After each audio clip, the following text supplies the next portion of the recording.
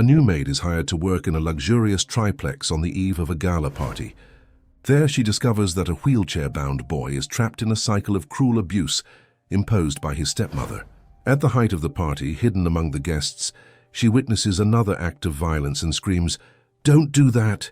The millionaire father is shocked by what is revealed. Rain pounded against the windows of Manhattan's most exclusive high-rise as Sarah Miller clutched her worn purse, riding the private elevator to the 45th floor.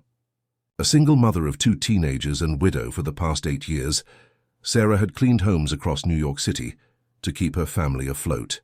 This temporary position promised double her usual rate, money she desperately needed for her son's college application fees and her daughter's medical bills. The elevator doors opened to reveal a penthouse that seemed to exist in another universe. Marble floors, crystal chandeliers, and floor-to-ceiling windows overlooking Central Park. A tall, slender woman with immaculate blonde hair approached, her Louboutin heels clicking against the marble. "You must be Sarah. I'm Elaine Blackwood," she said, extending a manicured hand without warmth. "My husband Charles is celebrating his 50th birthday this weekend with an exclusive gala. 200 of New York's elite will be here. And everything must be perfect." Elaine led Sarah through rooms larger than her entire apartment, detailing excessive cleaning procedures with clinical precision. The woman's voice dropped to an icy whisper as they passed a closed door at the end of a hallway. "That's my stepson's room, Nathan. He's 12 and uses a wheelchair. Under no circumstances are you to speak to him or enter that room unless I specifically instruct you to. He has issues. My husband doesn't need to be bothered with them, especially before his celebration. Do you understand?" Sarah nodded, though something in Elaine's tone made her stomach tighten. For hours, Sarah polished silver, dusted priceless artwork, and arranged fresh flowers. By late afternoon, her back ached as she scrubbed baseboards in a forgotten corner of the residence. That's when she heard it, a soft whimper from behind the forbidden door. She hesitated, glancing down the empty hallway. Elaine had left for a spa appointment. The household staff worked in distant wings of the penthouse. The sound came again, unmistakable despite being muffled. Sarah's heart raced as she approached the door and gently knocked. "Hello, are you okay in there?" Silence followed, then a hesitant voice. "Who are you?" "I'm Sarah, the new housekeeper. Can I help you with anything?" After a long pause, the door cracked open. A thin boy with sandy brown hair peered out, his intelligent blue eyes filled with caution. Behind him, Sarah glimpsed an austere room. No posters, no personal items, nothing to suggest a child lived there. "You shouldn't talk to me," he whispered. "She'll be mad." "Are you hungry? I noticed no one brought you lunch." The boy's gaze darted nervously down the hallway. "She says I already ate." But she took it away before I could finish. Sarah noticed a darkening bruise on his forearm. What happened there? Nathan quickly covered it with his other hand. "I fell." "I fall a lot." His voice trembled slightly. A door slammed somewhere in the penthouse. Nathan's eyes widened with panic. "You have to go, please. She checks the security cameras." Before Sarah could respond, he closed the door. She returned to her cleaning, but her thoughts remained fixed on what she'd seen. A frightened child, a barren room, an unexplained injury, and the distinct feeling that something was very wrong in this gleaming tower of wealth. Later that evening, as staff prepared dinner, Sarah glimpsed Charles Blackwood for the first time, tall, distinguished, engrossed in his phone as he strode through the kitchen. A pharmaceutical magnate whose company had recently acquired 3 hospitals, he barely acknowledged the people working around him. "Is my wife back?" he asked his assistant. "Not yet, sir. She messaged that she's dining with the event planner." "And Nathan?" "In his room, sir. His physical therapist cancelled today." Charles nodded absently. "Make sure he gets dinner." Then he disappeared into his office, the door closing behind him. Sarah watched this brief interaction with growing unease. As twilight fell over Manhattan, she finished her first day and headed home to Brooklyn, where her own children waited. But her mind remained in that sterile penthouse, with the boy behind the closed door and the bruise he'd tried to hide. 3 days into her employment, Sarah had established a routine. She arrived early, worked methodically, and catalogued disturbing patterns in the Blackwood penthouse. Twice she'd witnessed Elaine's transformation, sugary sweet around Charles, then cold and dismissive the moment he left. But what troubled Sarah most was Nathan's increasing isolation. On Wednesday morning, Sarah was polishing mirrors in the guest bathroom when she heard a crash, followed by harsh whispers. She moved quietly toward the sound. "Useless boy," Elaine's voice hissed from Nathan's room. "Look what you've done." Sarah peered through the partially open door. Nathan sat on the floor beside his overturned wheelchair, a shattered glass of water spreading across the hardwood. Elaine loomed over him. "I'm sorry," Nathan whispered. "It was an accident." "Everything is an accident with you," Elaine's voice dripped with contempt. "Your father built an empire, and what did he get? A broken child who can't even hold a glass without making a mess." Nathan's shoulders hunched, as if absorbing a physical blow. "I'll clean it up." "With what? Your useless legs?" Elaine laughed mirthlessly. "You know your father was destined for greatness before your mother left you as his burden. Every day he looks at you and sees his dreams slipping away." Sarah's hands clenched around her cleaning cloth as Elaine continued. "Your medications and treatments drain money that should be building our future. Do you know how much your father pays for those worthless therapies? For what? So you can continue disappointing him." When Elaine finally left, slamming the door behind her, Sarah counted to 30, then knocked softly. "Nathan, it's Sarah. May I come in?" She found him struggling to pull himself back into his wheelchair. His pajama pants soaked from the spilled water. "Let me help," she offered, but he shook his head. "I can do it," he insisted, though his arms trembled with effort. "She says I need to be stronger." Sarah noticed his untouched breakfast tray on the floor, the food cold and congealed. "When did you last eat properly?" Nathan shrugged. "Yesterday morning, I think. Elaine says I'm gaining too much weight for physical therapy." Sarah helped clean the spilled water despite his protests. As she worked, she noticed his medication bottles on a high shelf clearly out of his reach. "Do you need your medicine now?" Nathan glanced at the clock. 2 hours ago. But Elaine says the doctor changed the schedule. That afternoon, Sarah deliberately positioned herself where she could observe the family dynamics. Charles arrived home early, a rare occurrence according to the staff. The transformation in Elaine was immediate and dramatic. "Darling," she exclaimed, embracing her husband. "I was just about to take Nathan for his exercises. He's been so determined today." Charles nodded distractedly. "How's he progressing?" "Slowly," Elaine sighed, her voice a perfect blend of concern and patience. "I wonder if we should consider a different therapy program. This one seems," she paused delicately, "ineffective despite the cost." When Charles went to his son's room, Sarah followed discreetly, pausing outside the open door. "How are you feeling, son?" Charles asked, maintaining a formal distance. "I'm okay, Dad," Nathan replied, his voice brightening at his father's presence. "Elaine says you've been difficult about your exercises." Nathan's face fell. "I tried, but—" "Nathan," Charles interrupted, "these treatments are expensive. If you're not giving your full effort, we're wasting resources." Sarah couldn't remain silent. "Excuse me, Mr. Blackwood. I was just coming to clean Nathan's room." Charles nodded absently as Sarah entered. She deliberately knocked over a water glass, sending it spilling toward Nathan's medications. "Oh, I'm so sorry," she exclaimed, quickly retrieving the medicine bottles. She held them up, checking the labels. "These should have been given hours ago, according to the instructions." Charles frowned. "Nathan, haven't you been taking your medicine?" Before the boy could answer, Elaine appeared in the doorway. "Charles, the event planner, is calling about the gala." As Charles left, Elaine's eyes locked with Sarah's, a silent warning passing between them. That evening, Sarah made a decision. She pulled out her old smartphone, not her primary device, but one her daughter had insisted she keep as a backup. It had a decent camera and plenty of storage. Sarah tucked it into her uniform pocket. Tomorrow, she would begin gathering evidence. Over the next week, Sarah's phone filled with disturbing evidence. She captured video of Elaine pushing Nathan's wheelchair roughly against walls, dumping his food into the trash, while telling Charles he refused to eat, and hiding his medication. Most troubling was the psychological warfare, constant belittling comments and threats whispered when they were alone.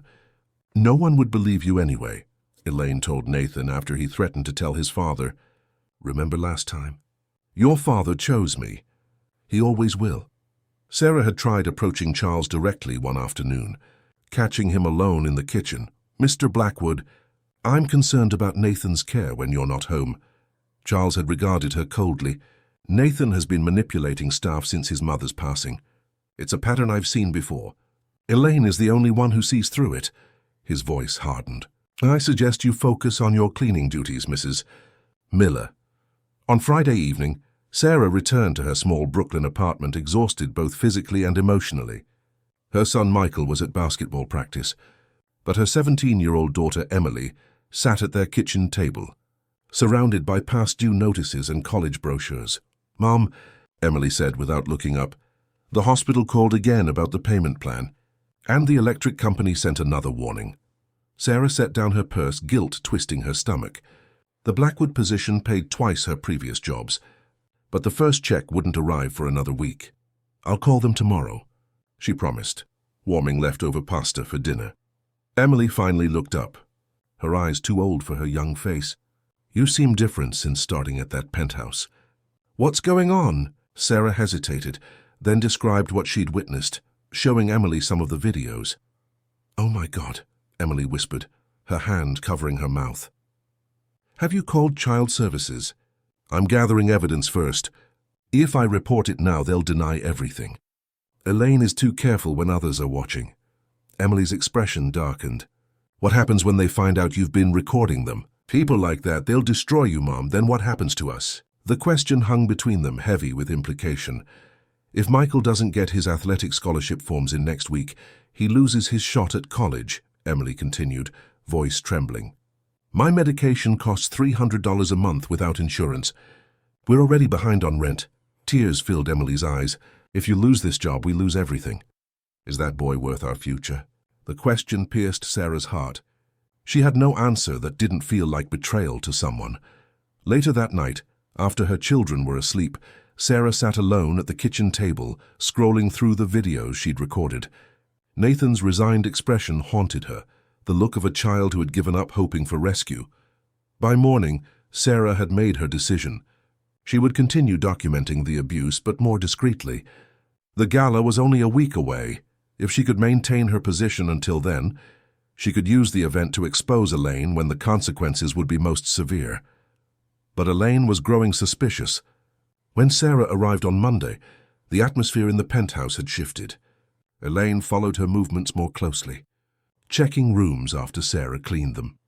"I notice you've taken a special interest in my stepson," Elaine remarked casually as Sarah arranged flowers for the upcoming gala. "He can be quite charming when he wants something." Sarah kept her expression neutral. "I'm just doing my job, Mrs. Blackwood." "Of course," Elaine smiled, the expression never reaching her eyes. "By the way, I seem to be missing a pair of diamond earrings. You wouldn't know anything about that, would you?" The threat was unmistakable. "No, ma'am," Sarah replied, her heart pounding. Strange. They were in my jewelry box and now they're gone. Perhaps they'll turn up." Elaine's gaze was calculating. "I'd hate to involve the police over something so trivial, especially given your financial situation." That afternoon, Sarah was dusting the library when Nathan wheeled himself in, his face tight with pain. "Are you all right?" she asked, closing the door behind him. "She took my pain medication again," he whispered. "My back is spasming, but she says I'm exaggerating for attention." Sarah checked her phone's recording status, making sure it captured his words. "Nathan, has she always treated you this way?" The boy looked down. "It got worse after Dad's company went public. She says I'm bad for their image." His voice broke. "Sometimes I think she hopes I'll just disappear." A noise in the hallway made them both freeze. Nathan quickly wheeled away as Sarah resumed dusting. Moments later, Elaine appeared in the doorway. "Nathan needs to rest before the gala," she announced coldly. "He won't be requiring any assistance in his room for the remainder of the day."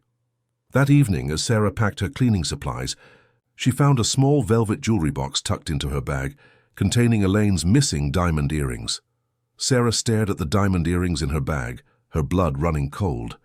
This was Elaine's trap, perfectly executed. If Sarah reported the abuse now, Elaine would counter with theft accusations.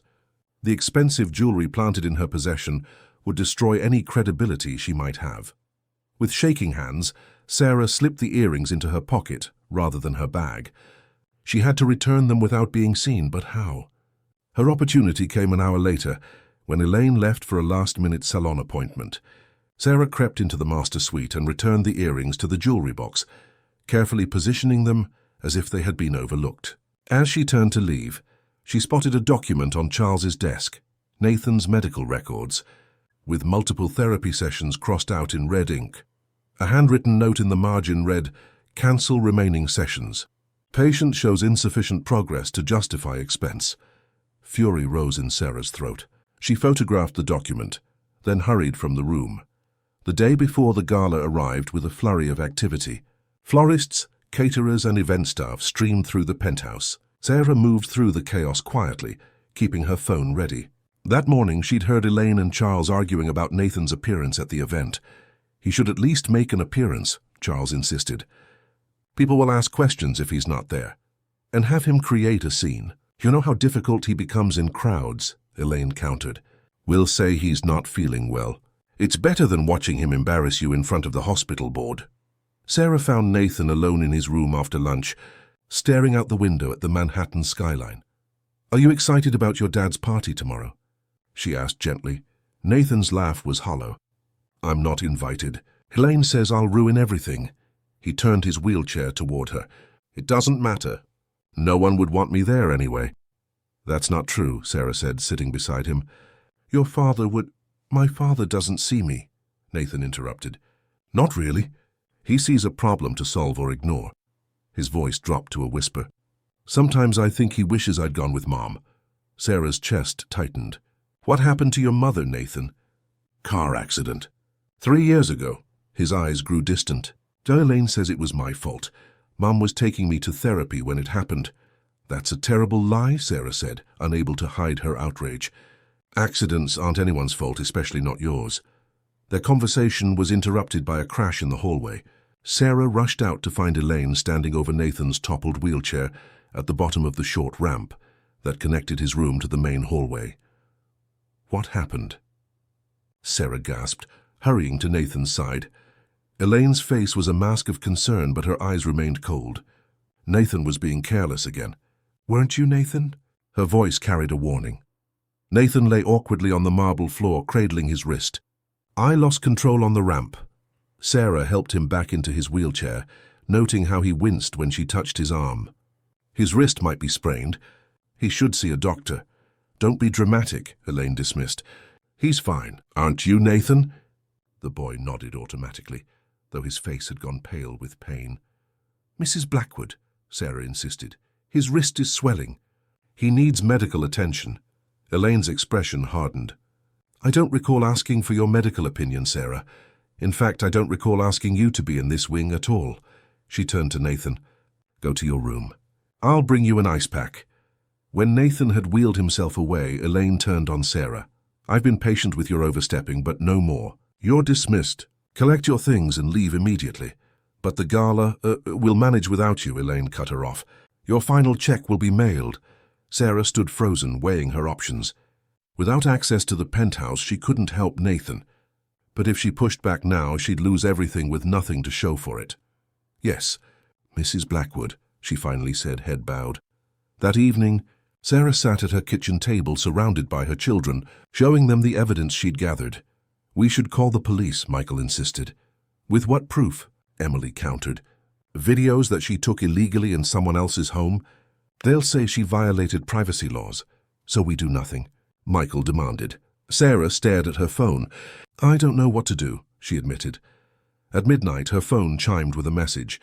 An audio file from Nathan's number. "I'm sorry for getting you fired," his voice whispered, pain evident in each word. "My wrist really hurts, but Elaine says it's just bruised. Thank you for being kind to me. No one else sees what happens here." Sarah played the message 3 times, each repetition strengthening her resolve. She looked up at her children. "I have to go back," she said simply. Emily's eyes widened. "Mom, no. They'll have you arrested." "Not if I'm careful." Sarah stood up and walked to her closet, pulling out her uniform. "The gala starts at 8. Security will be focused on the guests, if I time it right." Michael stood beside her. "I'm coming with you." "No," Sarah said firmly. "This is my decision. If anything goes wrong, you two need to be clear of it." She looked at her children, memorizing their faces. But if I can help that boy, I have to try. As dawn broke over Brooklyn, Sarah ironed her uniform one last time, her plan crystallizing. She would return to the penthouse before the gala, find Nathan, document his injured wrist, and finally expose Elaine's abuse to Charles and his guests. The risks were enormous, the stakes impossibly high. But the alternative, doing nothing, had become unthinkable. Manhattan glittered beneath a perfect October sky as Sarah approached the Blackwood building. She nodded to a security guard who recognized her, claiming she'd forgotten personal items upstairs. Her uniform and familiar face granted her entry without question. Upstairs, the penthouse hummed with pre-gala activity. Caterers arranged elaborate displays, while florists completed stunning arrangements. Using service corridors and her knowledge of the staff schedule, Sarah made her way to the rarely used upper level where household supplies were stored. From her hiding place, Sarah watched as Charles greeted early arriving business associates. Elaine floated through the growing crowd in a shimmering gown, the perfect corporate wife. By 7:30, the penthouse filled with New York's elite. Hospital directors, pharmaceutical executives, and society figures whose photographs regularly appeared in glossy magazines. Using her phone, Sarah texted Nathan, "I'm here to help. Are you in your room?" Minutes later, his reply came, "Yes, locked in, wrist worse." Sarah waited until Elaine was surrounded by admirers before slipping down the hall to Nathan's room. She found the door locked from the outside, a disturbing discovery that strengthened her resolve. "Nathan," she whispered, "it's Sarah. I'm going to get you out." She used her cleaning key to unlock the door and found Nathan sitting in darkness. His face tear-streaked, his wrist now visibly swollen and bruised. "You came back," he said in disbelief. "I promised I'd help you," she replied, examining his injury. "This needs medical attention. It might be broken." Sarah helped Nathan change into the suit that had been laid out for the party, but never delivered to him. She brushed his hair and spoke quietly as she worked. "I have evidence of how she's treated you. Tonight your father and everyone else will see the truth." She knelt to meet his eyes. "But I need you to be brave. Can you do that?" Nathan nodded, his expression shifting from fear to determination. By 9 o'clock, Charles Blackwood stood at the center of his lavish party, raising a glass to toast his achievements. Elaine stood beside him, radiant in designer couture. "To 50 years of innovation," Charles announced to appreciative applause. "And to 50 more," a voice added from the edge of the crowd. The room fell silent as Sarah pushed Nathan's wheelchair forward. Charles's expression registered confusion, then alarm. "Nathan? What are you doing here? Elaine said you weren't feeling well." "I'm not well, Dad," Nathan replied, his voice stronger than Sarah had ever heard it. "But not for the reasons you've been told." Elaine stepped forward, her smile brittle. "Nathan should be resting. Sarah, you're no longer employed here." "This is completely inappropriate." Charles frowned. "What's going on?" "Show him your wrist, Nathan," Sarah encouraged. Nathan extended his swollen arm. "She pushed my wheelchair yesterday. Said it was an accident."